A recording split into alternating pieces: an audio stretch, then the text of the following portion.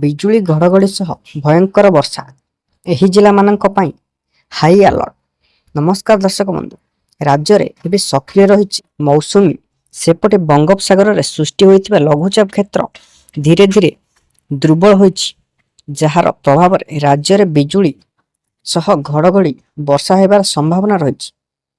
ବଙ୍ଗୋପସାଗରରେ ସୃଷ୍ଟି ହୋଇଥିବା ଲଘୁଚାପ ଗତି କରି ଝାଡ଼ଖଣ୍ଡ ନିକଟରେ ଦୁର୍ବଳ ହୋଇଛି। ମଙ୍ଗଳବାର 24 ତାରିଖ ସମସ୍ତ 30 ଜିଲ୍ଲାରେ ବର୍ଷା ହେବା ନେଇ ୟେଲୋ ଆଲର୍ଟ ଜାରି କରିଛି ପାଣିପାଗ ବିଭାଗ। ଏହି ସବୁ ଜିଲ୍ଲାରେ ବର୍ଷା ସହ ଘଡ଼ଘଡ଼ି ହେବା ନେଇ ଆଲର୍ଟ ଜାରି କରିଛି ପାଣିପାଗ ବିଭାଗ।